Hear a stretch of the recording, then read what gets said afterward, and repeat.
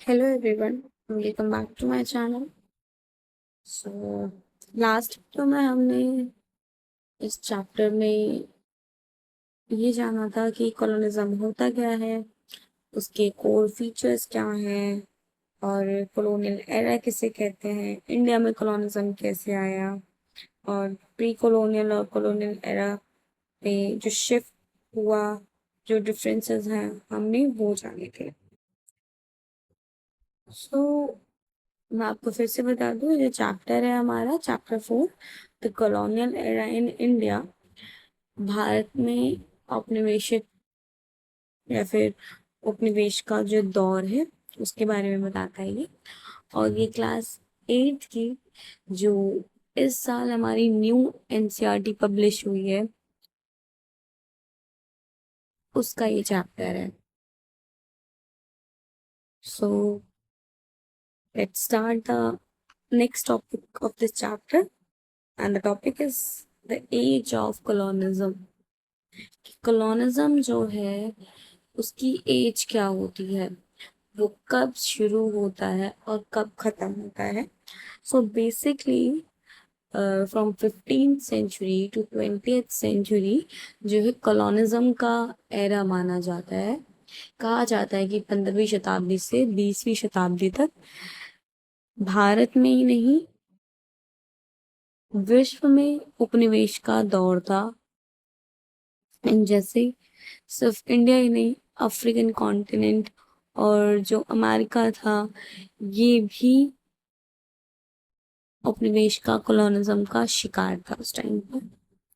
सो ये जो एज है, जो हम एज ऑफ कॉलोनिज्म की बात कर रहे हैं, ये है क्या, व्हाट इज इट। तो पहले तो हमें ये पता होना चाहिए कि जो कॉलोनिज्म है वो 15th सेंचुरी से स्टार्ट होता है। और आप जरा यहाँ पे इस मैप के अंदर देखो, इसके अंदर देखो मैप के अंदर, यहाँ पर बता दिखाया जा रहा है कि जो यूरोप है, यूरोप से अमेरिका, अमेरिका से केप ऑफ गुड होप वाला जो रास्ता है, अफ्रीका, अफ्रीका से फिर एशिया का रास्ता।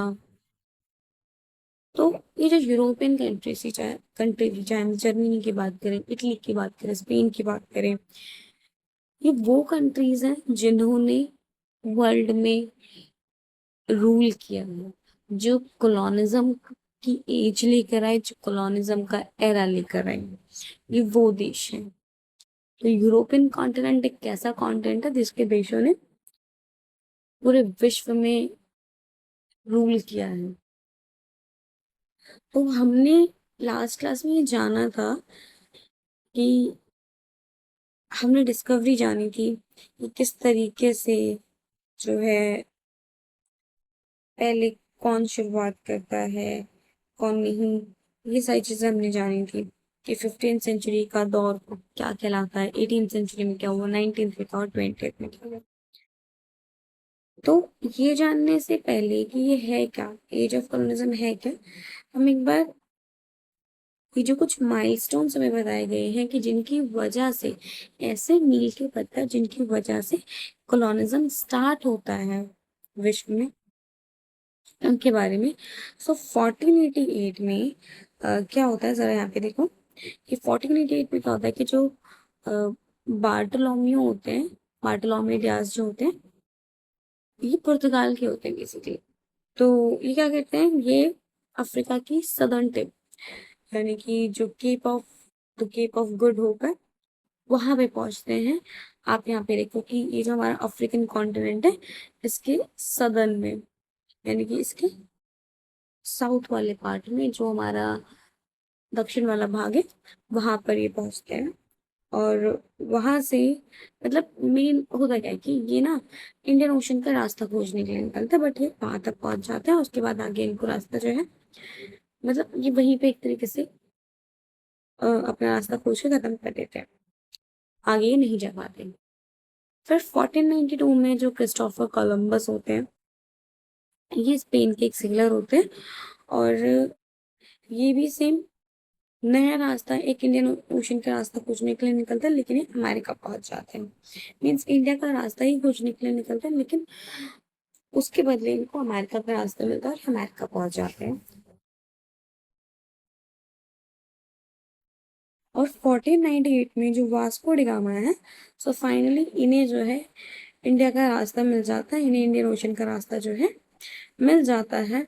और वहां से जो यूरोपियन पावर्स हैं उनको इंडिया में आने का रास्ता मिलता है, और यहाँ पर वो अपनी कंपनीज एस्टेब्लिश करना स्टार्ट करते हैं और इंडिया को अपना कॉलोनियल बनाते हैं।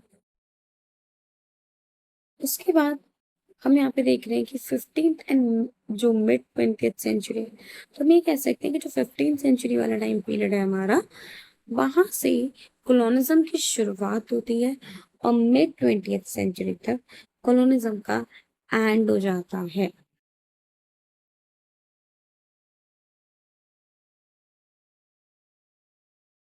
तो जो एज ऑफ कॉलोनिज्म है, ये शुरू होती है यूरोपियंस की एज ऑफ एक्सप्लोरेशन से। मीन्स ये अभी जो हम यहाँ पे पढ़ रहे हैं कि 1488 में बार्टोलोम्यू डियास, 1492 में क्रिस्टोफर कोलंबस, 1498 में वास्को डी गामा, ये सब नए नए रास्ते खोजने के लिए निकलते हैं। अभी इनका नए रास्ते खोजने का मतलब क्या है? ये सिंपली ट्रेडिंग रूट्स को एक्सप्लोर करना चाहते थे और अपने गुड्स को out of country sell out करना चाहते थे, इसलिए ऐसा करते। तो इनके अकॉर्डिंग वो जो टाइम पीरियड था एज ऑफ एक्सप्लोरेशन था, बट वो जो एज ऑफ एक्सप्लोरेशन है वो एक एज ऑफ कॉलोनिज्म में चेंज हो जाता है। तो जो मेजर पावर्स थी उस टाइम पे पुर्तगाल और स्पेन, वो ये शुरू करती हैं। वो क्या करती हैं? वो अपना मैरीटाइम एक्सपेडिशन लॉन्च करती हैं, समुद्री रास्तों को बना खोजती हैं। वो एशिया और एशिया तक के आने के रास्ते ढूंढती हैं, जो कि फाइनली वास्को डी गामा के थ्रू उन्हें मिल जाता है। और होता क्या है कि जो अगर वो लैंड बाईपास के थ्रू जाते, तो उस टाइम पे ऑटोमन एम्पायर जो था उसका कंट्रोल था उस रास्ते पे, तो जो चीज जो कि उनके लिए रिस्की थी, तो इन्होंने लैंड के रास्ते, जमीन के रास्ते से ना जाकर इन्होंने समुद्र के रास्ते से रास्ता खोजने की सोची। और फिर ये उसके लिए निकलते हैं mid tenth mid mid sorry 15th century में ही निकल जाते हैं ये। उसके बाद क्या होता है कि ये शुरू क्यों होता है? सिंपली अगर हम बात करें जो एज ऑफ कॉलोनिज्म है या फिर कॉलोनिज्म एरा या एज ऑफ एक्सप्लोरेशन की बात करें, ये शुरू क्यों होता है? सबसे पहली चीज, सर्च फॉर वेल्थ।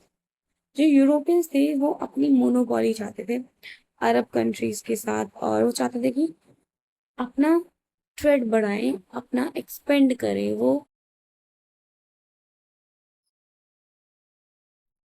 तो इसलिए वो क्या करते हैं? वेल्थ की सर्च में रास्ते ढूंढने शुरू कर देते हैं। So Europeans wanted to break the monopoly of Arab and Venetian merchants on the spice trade. तो ये क्या चाहते थे कि जो ट्रेड पर जो मोनोपोली थी अरब मर्चेंट्स की, ये उसको खत्म कर सके स्पाइसेस से। उसके बाद टेक्नोलॉजी एडवांसमेंट। टेक्नोलॉजी एडवांसमेंट में क्या था कि जैसे शिप बिल्डिंग की बात करते हैं, या फिर हम कैरबल की बात करें, नेविगेशन टूल्स की बात करें, या फिर हम किसी भी चीज़ की बात करते हैं, तो उसके लिए इन्हें रिसोर्सेस चाहिए थे, नई टेक्निक्स चाहिए थी। तो टेक्नोलॉजी एडवांसमेंट के लिए भी क्या करते हैं? ये एक्सप्लोर करना स्टार्ट करते हैं। So developments in ship building like caravel and navigational tools like the astrolabe and magnetic compass make long distance oceans watch possible. अब जो नई टेक्नोलॉजीज आई, उन्होंने चीज को पॉसिबल बना दिया कि एक कंपास के थ्रू, एक कंपास जो होता था जो डायरेक्शन शो करता है, अभी भी जो सेलर्स के पास, जो मर्चेंट नेवी में जो लोग होते हैं उनके पास होता है, तो उसके थ्रू इन्होंने नए नए रास्ते ढूंढने स्टार्ट कर दिए। लॉन्ग डिस्टेंस जो है इनके लिए पॉसिबल हो गया सिर्फ एक मैग्नेटिक मैग्नेटिक कंपास के थ्रू। जो शिप बिल्डिंग की एडवांसमेंट आ गई थी कि जहाजें बनने लग गई थी, तो वो जहाजों से समुद्र के रास्ते आते थे। तीसरा रीजन क्या है कि ये जो जिसकी शुरुआत हुई कॉलोनिज्म की, वो है rise of nation states. Means कि जो मोनार्की थी यूरोप की, जो स्ट्रॉन्ग सेंट्रलाइज्ड मोनार्की थी, उन्हें रिसोर्सेज की जरूरत थी, उन्हें फाइनेंस की जरूरत थी, सपोर्ट की जरूरत थी। तो इसके लिए वो क्या करते हैं, एक्सपेंडिशन स्टार्ट कर देते हैं। तो इस टॉपिक में आपको बेसिकली रिमेम्बर क्या रखना है, जो हमने पढ़ा द एज ऑफ एक्सप्लोरेशन, जो कि हमने ये पढ़ा कि 15th सेंचुरी से इसकी शुरुआत होती है, 20th सेंचुरी में इसका डी एंड हो जाता है। और ये शुरुआत कैसे होती है, क्यों होती है, और किस किस के थ्रू होती है, कौन कौन से ऐसे वॉयजेस से फिर ट्रैवलर्स थे जिन्होंने इसकी शुरुआत करी, वो हमने जाना कि 1488 में बार्टोलोमियो, 1492 में क्रिस्टोफर कोलंबस, और 1498 में वास्को डी गामा, जिन्होंने फाइनली एशिया के सी रूट की फाउंडेशन रखी, यानी कि उसका खोज किया उन्होंने। तो while empires and conquests existed in ancient time, Romans, Persians, etc., the colonial era refers to European expansion from 15 to the mid 20th centuries. तो जब उस टाइम पे जो एंशियंट टाइम रहा हमारा, जैसे कि रोमन और पर्शियन जब रूल कर रहे थे, तो वो जहाँ पे कॉन्क्वेस्ट करने में लगे हुए थे, वहीं जो यूरोपियंस थे वो एक्सपेंशन कर रहे थे, मतलब वो उन्होंने कॉलोनियल एरा स्टार्ट कर दिया था, और उसको वो एक्सपेंशन कह रहे थे। या फिर सिंपली हम कहें तो उन्होंने एक्सपेंशन के थ्रू, अपने विस्तार के थ्रू सब नई नई यात्रा के रास्तों की खोज के लिए, उसके विस्तार के लिए उन्होंने कॉलोनिज्म स्टार्ट कर दिया, क्योंकि 15th to mid 20th century तक चला। बाकी आपको जो की इवेंट्स याद रखने हैं वो यही है जो मैंने अभी आपको रिसेंटली अभी मैंने आपको बताया कि 1488 में जो बार्टोलोमियो डियाज थे, वो केप ऑफ गुड होप पहुंच गए। फिर जो कोलंबस थे वो अमेरिका पहुंच गए, और वास्को डी गामा इंडिया पहुंच गए। आपको ये जरूर याद रखना कि 1498 में वास्को डी गामा इंडिया आया था, क्योंकि एक मार्क का क्वेश्चन ये आ सकता है कि सबसे पहले कौन सा यूरोपियन इंडिया आया और कब आया। तो 1498 में, या फिर आप ये भी लिख सकते हो कि जब 15th सेंचुरी की समाप्ति हो रही थी, जब उसकी एंडिंग हो रही थी, तब वास्को डी गामा इंडिया आया 1498 में। फिर उसके बाद वो चला जाता है स्पाइसेस लेके, जहाँ पे उसको वो यूरोपियन मार्केट में सेल आउट करता है, उसका फायदा होता है। फिर वो 2 साल बाद दोबारा से आ जाता है यहाँ पे। उसके बाद नेक्स्ट टॉपिक है हमारा before European colonialism India a land of wealth and prosperity. कि यूरोपियन कॉलोनिज्म से पहले जो इंडिया है वो एक लैंड ऑफ वेल्थ कहलाती थी, उसकी अपनी प्रॉस्पेरिटी थी। फिर सिंपली जो कॉन्सेप्ट हमने सुना है हमेशा से, जो बात हमने सुनी है कि इंडिया को कभी सोने की चिड़िया कहा जाता था, वो रीजंस क्या थे, क्या रीजन थे कि सोने की चिड़िया कहलाने के, वो हम इस टॉपिक के अंदर पढ़ेंगे। तो ये जो टॉपिक है हम इसको नेक्स्ट वीडियो में कवर करेंगे। आज के लिए सिर्फ इतना ही। तो इस टॉपिक में द एज ऑफ कॉलोनिज्म में आपको मेनली ये ध्यान रखना है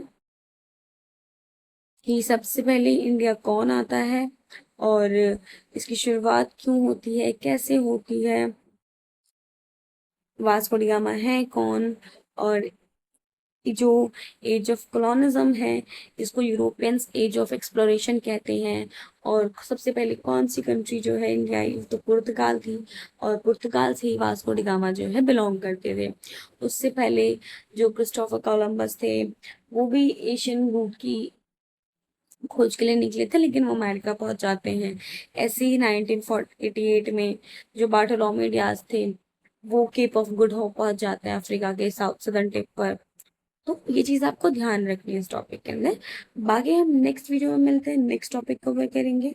और लाइक शेयर कमेंट करना बिल्कुल ना भूलें। सो तब तक के लिए बाय बाय, राधे राधे।